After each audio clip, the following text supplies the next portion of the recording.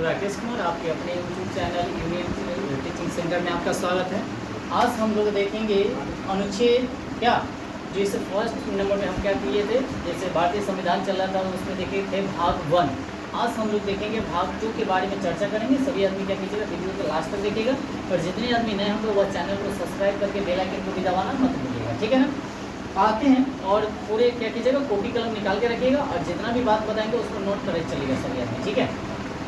तो जो आदमी अगर पार्ट 1 नहीं देखे होंगे वह सबसे पहले जाकर पार्ट 1 देखिएगा, उसके बाद पार्ट 2 देखिएगा, तभी जाकर समझ में आएगा, ठीक है। आते हैं सेशन को हम लोग क्या करते हैं, स्टार्ट करते हैं।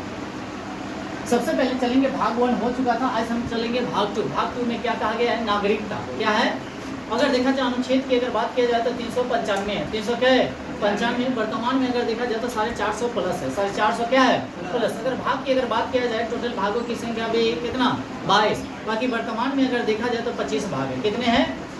और अनुसूची की अगर बात किया जाए मूल माने संविधान में अगर कहा जाए तो 8 गो था, कै गो था 8 गो, और अभी कितना है 12, कै है 12। अच्छा, मौलिक कर्तव्य की अगर बात किया जाए वो कितना है 11। अब कै पहले कितना था 10 गो, एगो बढ़ गया, याद रखेंगे पहले 10 था, अब कितना है 11 है।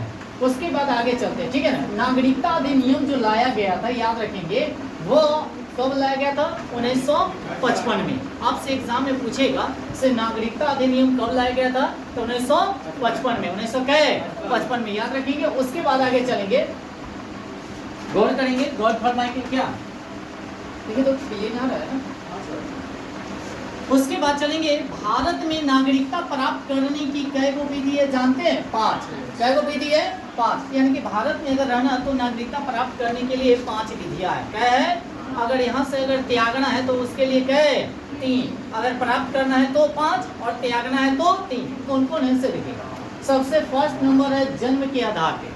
अगर कोई भी अगर बच्चा का जन्म अगर मम्मी पापा यहीं का है, अगर उसका जन्म अगर यहीं पे हुआ है तो उसको नागरिकता प्राप्त होगी।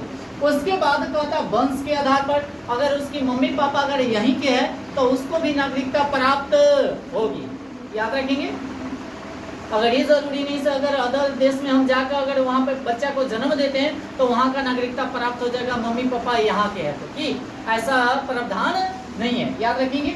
उसके बाद पंजीकरण के आधार पे, यानी कि पंजीकरण के आधार का मतलब होता है अगर कोई व्यक्ति यहाँ पर 7 साल तक, कै साल तक 7 साल तक अगर रहता है कंटिन्यूटी, तो उसको नागरिकता प्राप्त हो सकता है, ठीक है ना। उसके बाद आते हैं नंबर का है 4, देशीकरण। देशीकरण का मतलब क्या होता है बताइए।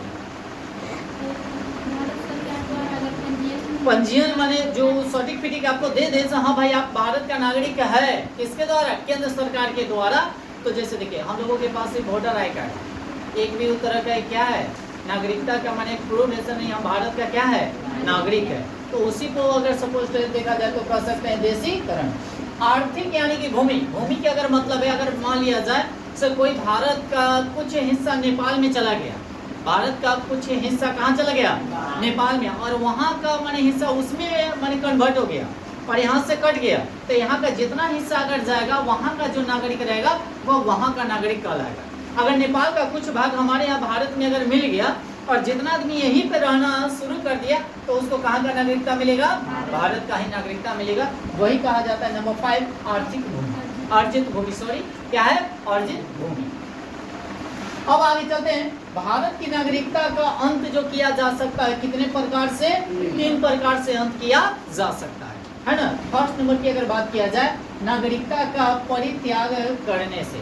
अगर आप यहाँ से परित्याग करके चल जाइए तो ऑटोमेटिक से आपका नागरिकता खत्म हो जाएगा। उसके बाद किसी अन्य देश की नागरिकता स्वीकार कर लेने से, अगर मान लीजिए हम भारत का है और जाकर हम पाकिस्तान में जाकर वहाँ का नागरिकता प्राप्त कर लेते हैं तो यहाँ का नागरिकता क्या हो जाएगा समाप्त। कहीं भी होगा तो एक ही जगह का नागरिकता आप प्राप्त कर सकते हैं, अलग अलग का नहीं। जैसे बहुत सारा आदमी क्या होता है, जैसे बिहार के आदमी अगर रहता है कलकत्ता में तो न कहता है जो राशन जो होता है तो यहाँ पर भी उठा लेता है, वहाँ पर भी उठा लेता है, वैसा प्रावधान नहीं है।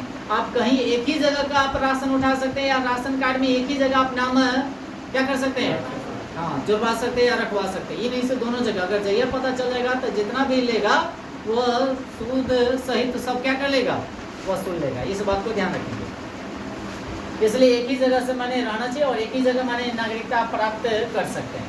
उसके बाद आगे चलते हैं। तीसरा क्या कहता है, देखिएगा, सरकार द्वारा नागरिकता छीनने से, छीना कब जाएगा, जब वो उत्पादन वाला काम करेगा, देशद्रोही वाला काम करेगा, ऑटोमेटिक उससे नागरिकता क्या कर लिया जाएगा, छीन लिया जाएगा। छीना जाएगा कि नहीं छीना जाएगा, छीन लिया जाएगा। तो ये हो गया आपका नंबर 3, नंबर 1, नंबर 2, नंबर 3। कैसे माने अंत हो सकता है और कैसे प्राप्त किया जा सकता है, दोनों के बारे में हम लोग चर्चा कर लिए।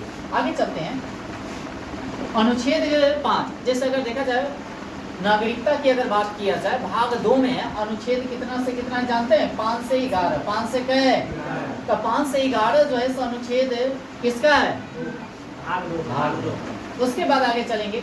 5 में क्या कहा गया सुनिए, अनुच्छेद 5 में क्या वर्णन किया गया।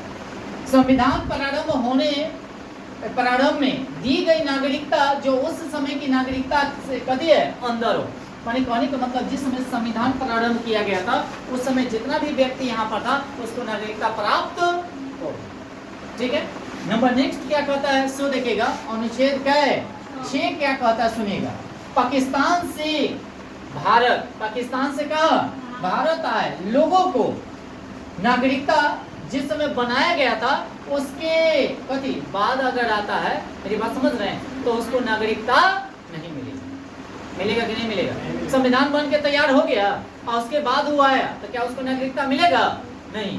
तो ये तो अनुच्छेद क्या कहता बताइएगा, 6।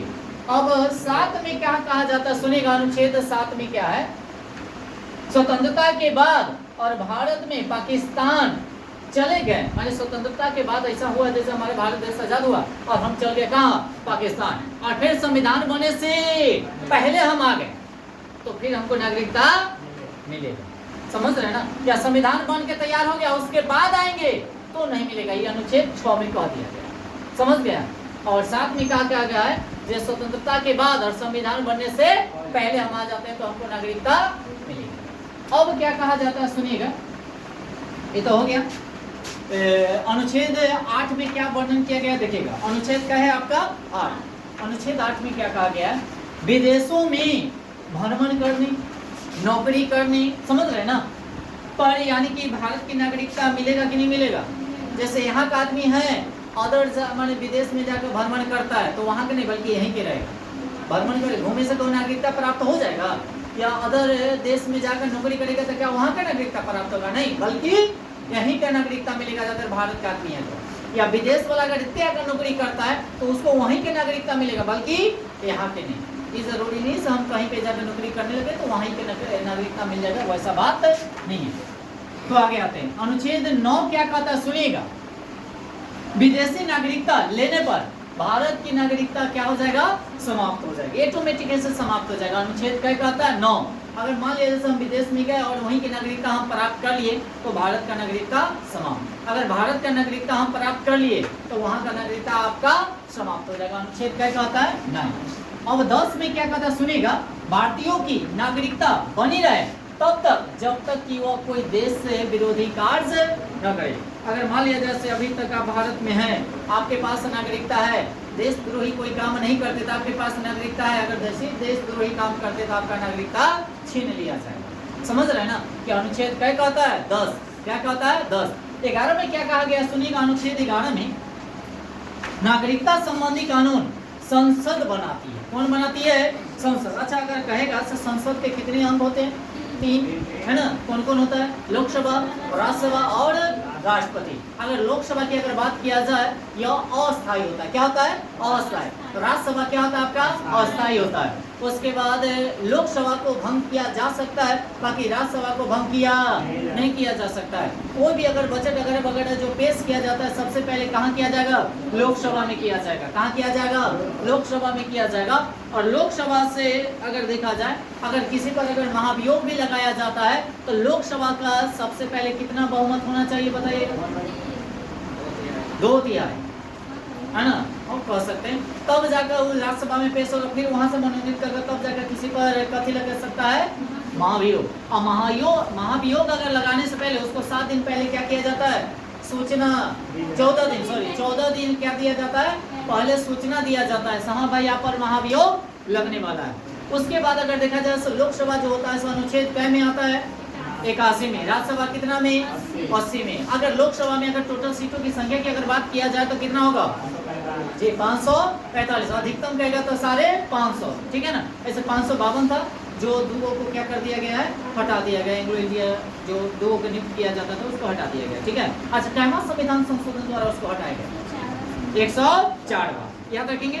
उसके बाद राज्यसभा में टोटल सीटों की संख्या कितना है? हाँ, 245 और 250 है। बाकी ऐसे अगर चुनाव जो होगा आपका 243 पर, 243। अच्छा, एक और बात बताइएगा, जो लोकसभा के जो अध्यक्ष होते हैं उसका शपथ ग्रहण कौन दिलाता है? राष्ट्रपति। इट इज रॉन्ग, उसको कोई शपथ नहीं दिलाता है। हाँ जी। उसके बाद अगर देखा जाए, हाँ, अगर लोकसभा के जो कैबिनेट के जो मंत्री होता है उसको प्रधानमंत्री के अकॉर्डिंग राष्ट्रपति द्वारा शपथ ग्रहण दिलाया जाता है, याद रखेंगे। चलिए इससे बाद में आगे चलते हैं। क्या आएगा राष्ट्रपति उस प्रति कब्जा का, इस पर हम लोग चर्चा करेंगे। क्या आते हैं आगे। ये तो हो गया, जिस जिम्मेदारी किसके पास रहता है? गृह मंत्रालय के। अच्छा, हमारे यहाँ जो नागरिकता है भारत में वह क्या है? एक सदनीय द्वि एकल नागरिकता है। क्या है भारत में जो है से क्या है? एकल नागरिकता है। और उसके बाद हमारा नागरिकता जो है से कहाँ से लिया गया है? ब्रिटेन से। कहाँ से लिया गया है? ब्रिटेन से लिया गया है। और भारत का जो है से एकल नागरिकता। भारत में कैसी नागरिकता है? एकल नागरिकता है। उसके बाद भाग 2 खत्म हो गया। अब आते हैं भाग 3। टोटल 22 भाग है, इस बात को ध्यान रखेंगे। अगर जाइएगा तो 25 भी हो जाएगा, ठीक है ना। भाग 3 में क्या है? मूल अधिकार, या इसी को हम लोग कहते हैं मौलिक अधिकार। क्या कहते हैं? मौलिक अधिकार। मौलिक अधिकार को ही मैग्ना कार्टा कहा जाता है। भाग कै को? 3 को। भाग कै को? 3 को कहा जाता है। अनुच्छेद जो आएगा सो आपका कितना से कितना आएगा? 12 से 35। 12 से क्या है? 35। अगर कहेगा से मौलिक अधिकार जो है ना, कहाँ से लिया गया है? यूएसए, यानी कि संयुक्त राज्य अमेरिका से। कहाँ से लिया गया है? अमेरिका से लिया गया, ठीक है। अच्छा बताइएगा, राष्ट्रपति का पद कहाँ से लिया गया?